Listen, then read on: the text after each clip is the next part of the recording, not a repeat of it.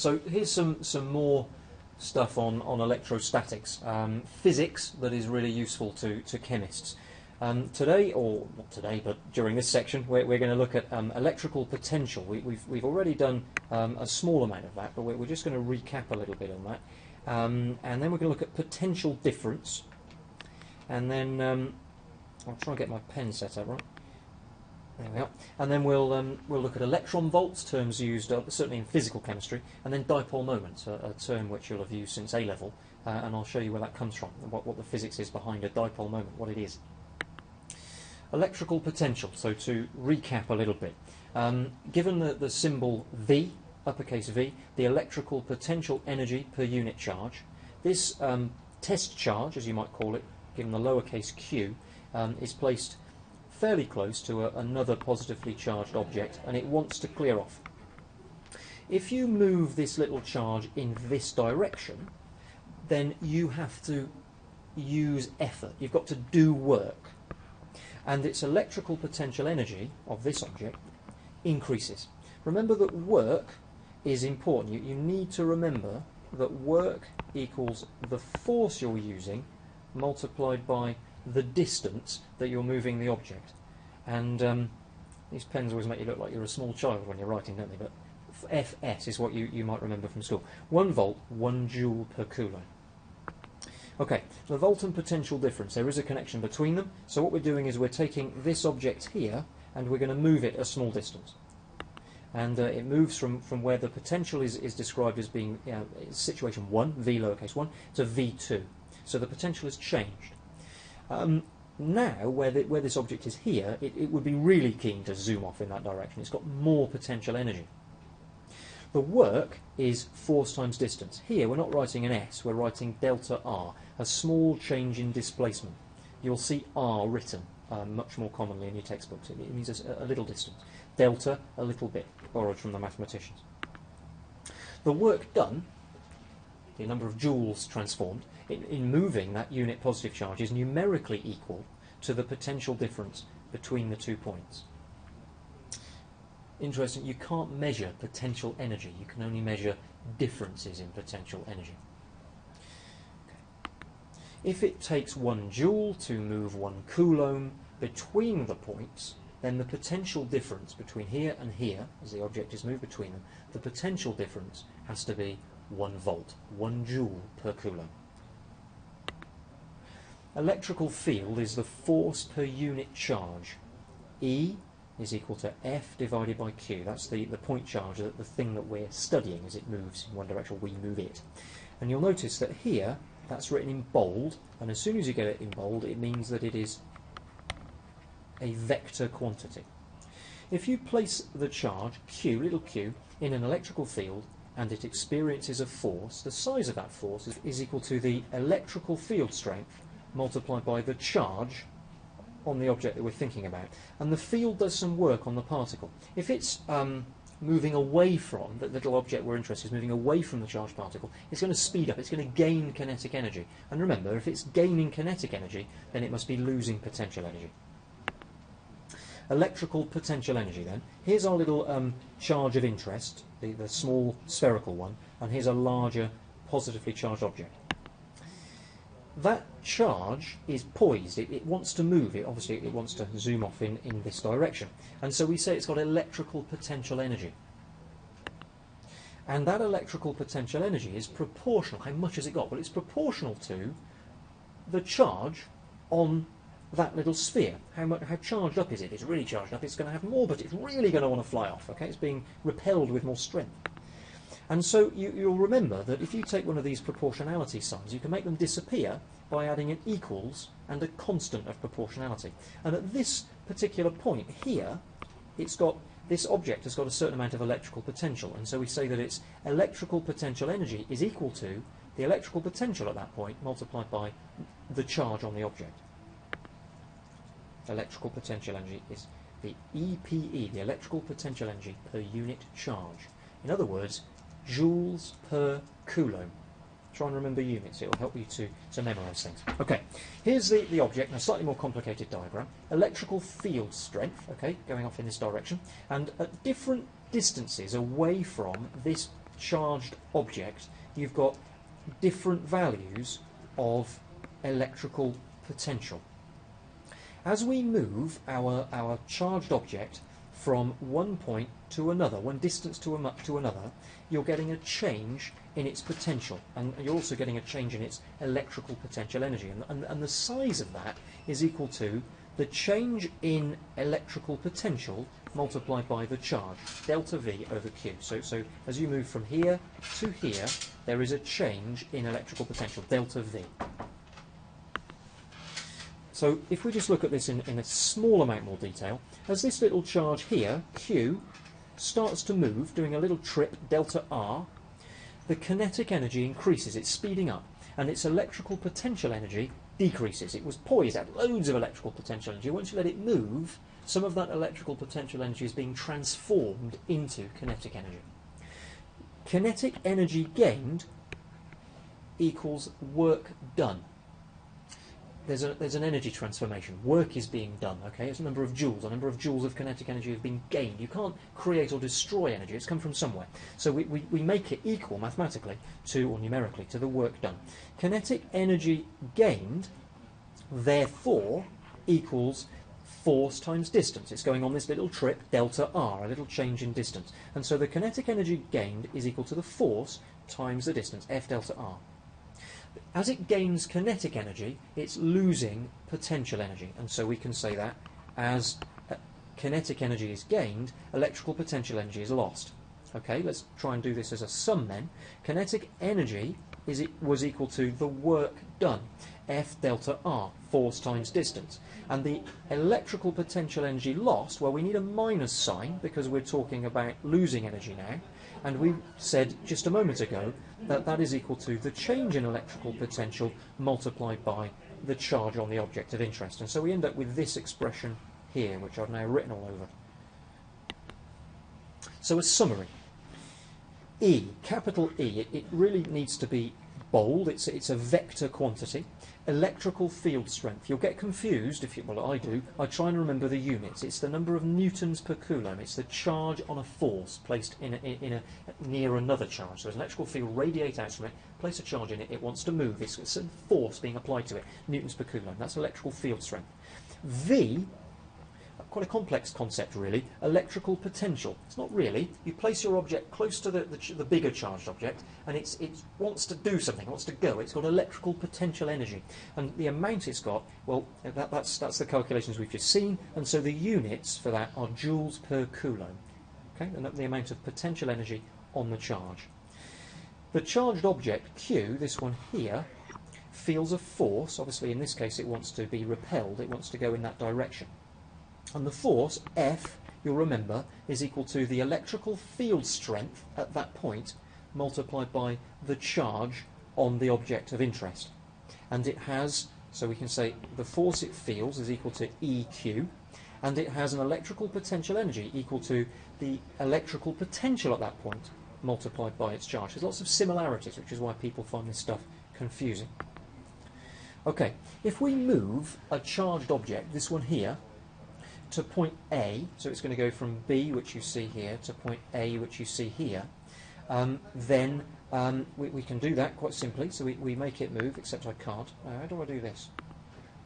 Okay, I won't. I'll just go back. Okay, so if we move this object from B to A, it's going to go here. At this point, this positive charge has got low potential energy. Look, it's got a positive charge, and it's parked against a negatively charged object, and so it's attracted. It's very happy there, doesn't want to go anywhere else, and so you'd say that it's got low potential energy because it's a positive charge. You've got a negative charge out, a very high potential energy. So as you move it in this direction, you're making it more and more upset, really. It's being repelled more and more by this one, and so its electrical potential energy increases. Right, if the potential difference between these two plates were to be 6 volts, plug it into a battery, then a 1 coulomb charge, this thing, moved from A by some force will gain 6 joules of potential energy. Okay, so as you move it, it's 1 joule per coulomb. If you move it in this direction, it gets upset. If it's 6 volts between them, it gains going this way, it will gain 6 joules of potential energy, and if it goes this way, it will gain 6 joules of kinetic energy. 1 volt is 1 joule per coulomb. Some things to remember, which I hope are useful. Electrical potential difference is really a measure, if you've seen it in the last example, of how much energy a charge can acquire as it moves in a field. Okay? How much energy can it acquire as it moves about? Either how much potential energy can it gain or lose? Yeah? Kinetic energy can it gain or lose? Energy is a difficult concept. It's the ability to do work. It's the ability to do something. So electrical potential difference, the difference in electrical potential between point 1 and point 2, tells us how much work a given charge can do. And from that you can calculate speeds and energy changes, and how much energy do I need to put into, say, an electrolytic cell to make a reaction happen. So it's a useful bit of physics to have behind you. The unit of electric potential and of potential difference is joules per coulomb, and please try and remember that that's the same as the volt. And the volt is named after Alessandro Volta, and he's been gone a while too. 1827 he died. Since potential difference is measured in volts, it's usually referred to as voltage. Less common to use the term potential difference. Remember, only differences in potential energy can be measured. You can't say, what is the potential energy at this point? You won't find that out. You have to allow something to move from that point to another point and work out the difference between them. And that's the only thing that's of any interest or use anyway. Zero potential. You have to have defined places where there is no potential. Okay, V hasn't got there. So you either say that V is zero at Earth, that there's zero potential on the ground, or if you're thinking about systems in chemistry, sometimes it can be helpful to imagine a charge moving to an infinite distance away from the other charged object. R is infinity. Things to know or to note. I think it's important that you try and remember this one. It will stand you in good stead. The charge on an electron, it's an electron, 1.6 times 10 to the minus 19 coulombs. So notice how big a charge a coulomb is. You don't talk about whole coulombs very often in chemistry. Mass of an electron is tiny. 9.1 times 10 to the minus 31 kilograms. A tiny, tiny thing. Potential energy does not depend on mass, only on its charge and the voltage. Okay, the speed does depend on mass, and if you're talking about electrons around atoms, the speeds are so high that you have to invoke relativistic effects. And if you've heard of the Dirac equation, that's what Paul Dirac did. He managed to work out how do you link Einstein's theory of relativity with the Schrödinger equation. Okay, he won a Nobel Prize for it, which he deserved. Some potential differences, to give you some sense of these numbers. Thundercloud to the ground, where we say that the potential is 0, 10 to the 8 volts. Car ignition, is the thing firing the spark plug, 10 to the 4 volts. Household supply, 230 volts. Car battery, 12. Torch battery, 1.5. Arresting nerve potential, 0.1 of a volt. And potential changes on skin, 10 to the minus 4. Who cares? Well, that's how they do electrocardiograms or electroencephalograms to measure heart or brain activity, respectively, by pulling electrodes on the skin. Some maths for you. If you wish to derive a formula for electrical potential, we're showing you this because it's useful to see some calculus. It's not very hard, and I think it's good. It's the sort of thing you should go and look up and read up. It will boost your confidence no end, and it's good to know, I think, where formula come from.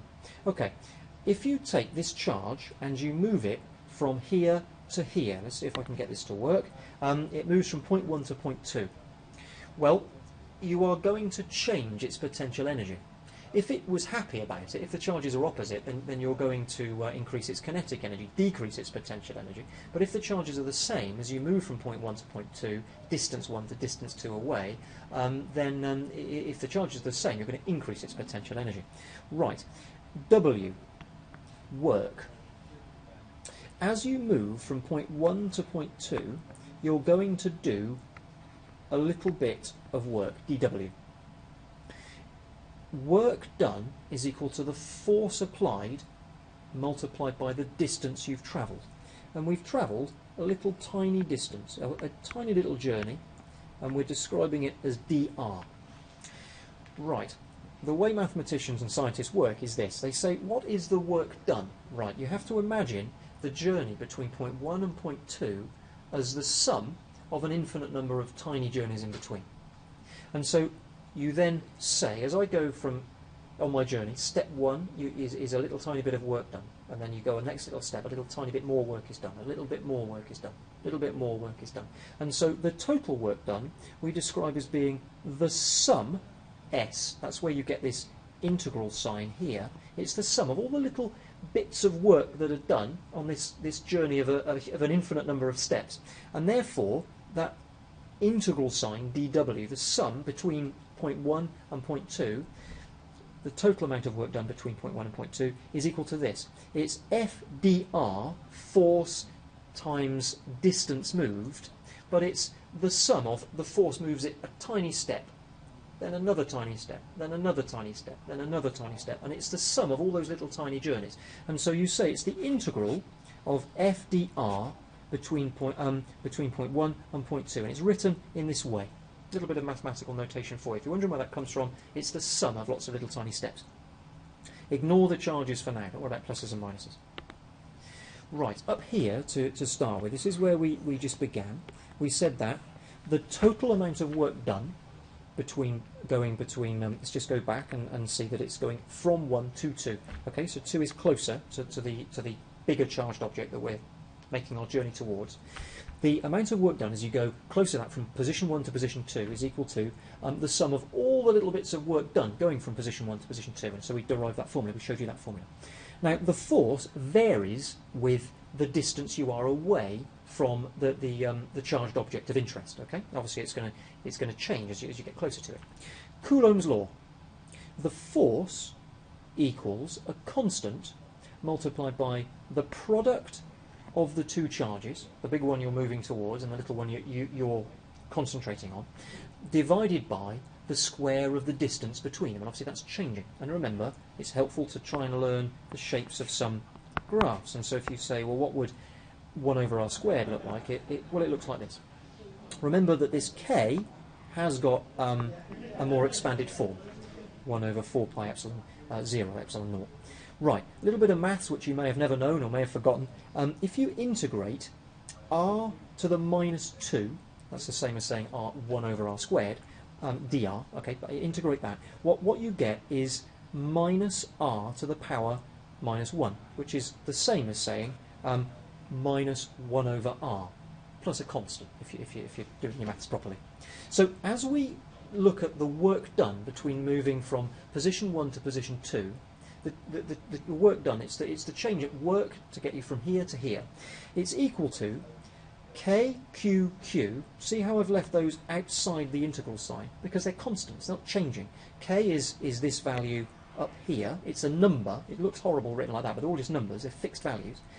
And Q is the charge on the big one that we're moving towards, and that's uppercase Q. Lowercase q is the one that we're concentrating on, and they're all fixed values of coulombs. So you keep that outside the integral sign. It doesn't do anything, it doesn't change.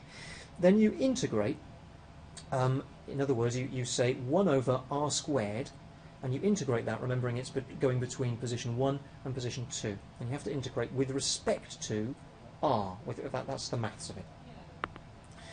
When you do that, if we just go back one, remember that integrating 1 over r squared, this here, will give you minus 1 over r. So when we integrate that, we get this expression here. It might help a little bit more if I just take this thing here and show you that what I've really got is, see if I can fit this in, K, Q, Q, times minus 1 over r. That, I'm sorry my writing's terrible, is the same as what's inside there.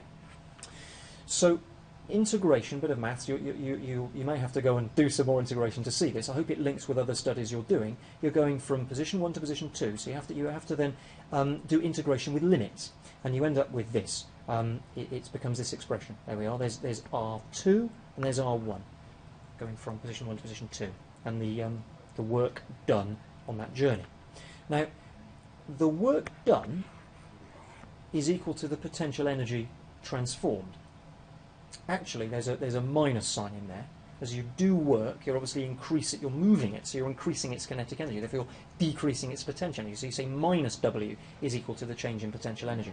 So we could say this: if work done up here gives us this expression with a minus and a plus sign that way round, if you want an expression for the change in potential energy, you need the negative of the expression for the work done. And so you just flip the positives and the negatives. And so we end up with this expression here.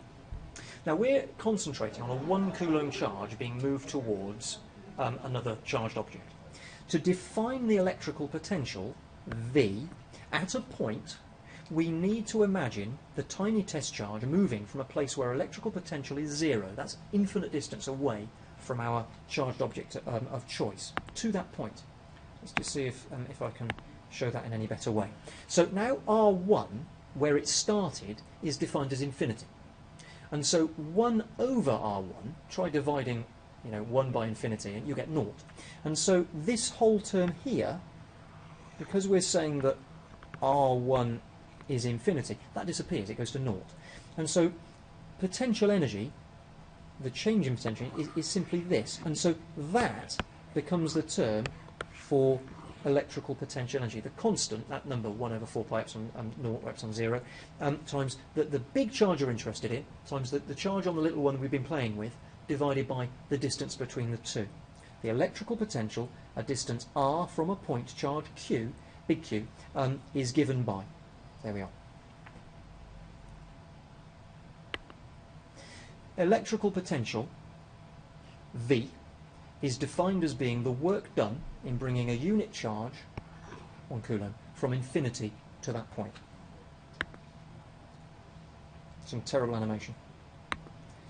It follows, though you might need to go and do a little bit more reading, but some other points to note, that electrical potential at a finite distance, you part them together, what's the potential there? You end up with a positive number for a pair of like charges, because it wants to go away, or it's negative for a pair of opposite charges, because they would like to be attracted.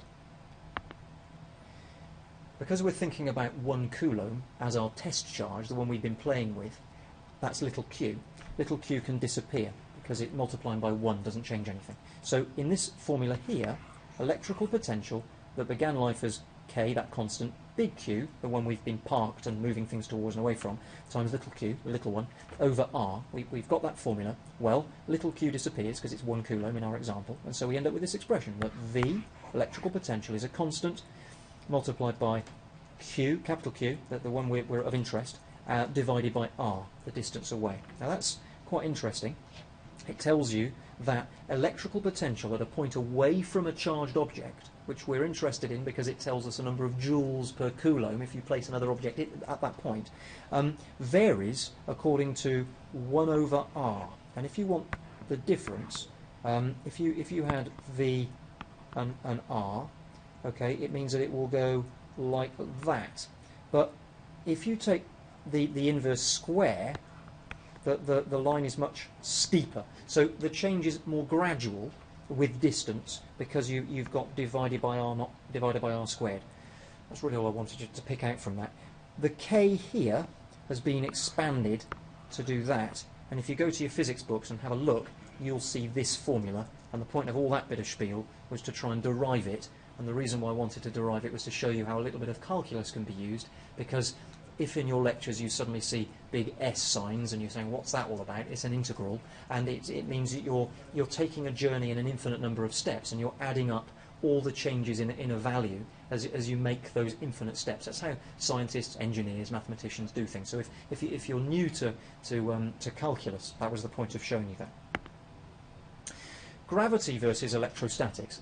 Action at a distance. Charged objects moving about. Okay, well we're being held in position by gravity. Our planet is orbiting our star, the sun, and so there are surely some analogies. There's surely some similarities then between gravity and electrostatics. And if you go to your physics books and you look at the formula, Newton's law of gravitation, and you look at Coulomb's law for Coulombic attraction, they're very similar. There's M's instead of Q's, but the maths looks almost identical. So it's worth just looking at this.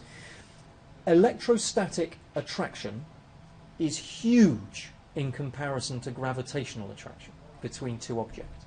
So electrostatic attractions dwarf gravitation attraction. But you know, at the nucleus of an atom and an electron, if you start thinking about gravity between the two, forget it. We always neglect gravity in chemistry. The masses we think about are so small. Electrostatics can repel and attract. Gravity only ever attracts. And it's the electromagnetic force that dominates all of chemistry. Okay, so electrostatics dominating our subject. Okay, the electron volt. You'll see this a lot. It's certainly in physical chemistry. And the reason why it's adopted is a bit like when you've learned that in chemistry you talk about angstroms for distances. Why don't we just use the nanometer? Well, the reason is that an angstrom gives you nice whole numbers to work with, and so chemists like the angstrom. Nobody else uses it. Well, the electron volt is really useful for chemists because it's a unit of energy, but if you were to start using joules, that's a really large unit for the energies of electrons, atoms and molecules, and so they don't bother with it. Physical chemistry likes the electron volt, and it's equal to the energy gained by an electron moving through a potential difference of 1 volt.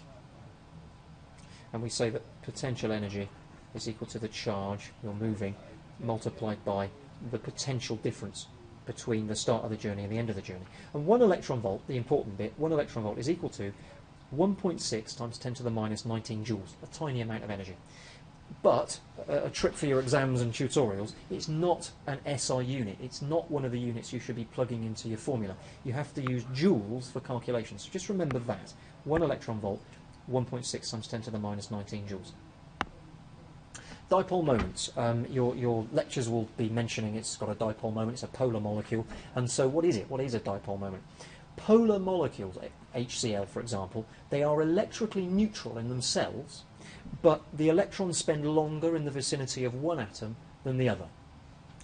The more electronegative atom having more electron density. A dipole in physics, okay, is really a pair of equal but opposite charges separated by some distance r, and you can see this. So the point is that plus q and minus q are the same in magnitude but opposite in sign. And the dipole moment, mu, that's the symbol there, is given the formula. Q, you don't need to worry about plus or minus because it's just the value of either of those, multiplied by their separation r. So okay, and that's what a dipole really is. And so you can see, I think, how that would apply to an HF or an HCl molecule. Dipole moment has the unit of Coulomb meters. It's a charge times a distance. But that's far too big for chemists. And so chemistry uses debye units. And 1 debye is 3.33 times 10 to the minus 30 Coulomb meters. Don't learn that. It won't make you attractive to people. But it's just to show you that in chemistry we need very, very small units. The electrical dipole moment is a vector. It needs to have size and direction. And by convention, its direction goes from negative to positive.